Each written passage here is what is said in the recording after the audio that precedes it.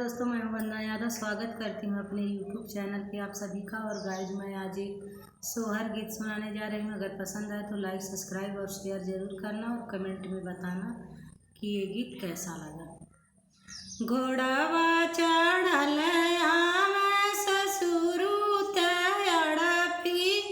तड़पी बोले हो बहुअरी कवन कवन फल खइलू हो रिलवा बड़ा सुंदर हो बहुअरी कवन कवन फल खइलू हो रिलवा बड़ा सुंदर हो।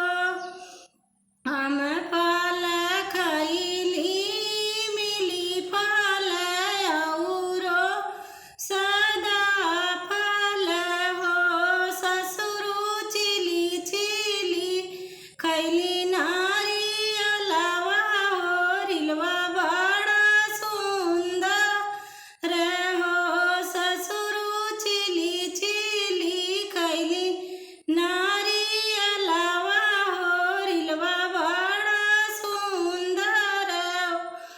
घोड़ावा चढ़ल आवे भसुरु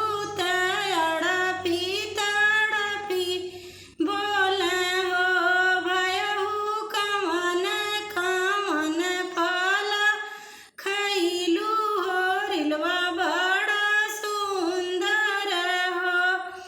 हम फल खइली मिली फल औरो सदा फल हो बसुरु चिली चिली खइली नारियलवा हो रिलवा बड़ा सुंदर हो। भसुरु चिली चिली खइली नारियलवा हो रिलवा बड़ा सुंदर हो।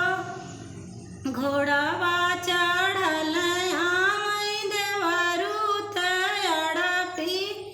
तड़पी बोले हो भाभी कवन कवन फल खइलू हो रिलवा बड़ा सुंदर हो। हम फल खइली मिली फल औरो सदा फल हो देव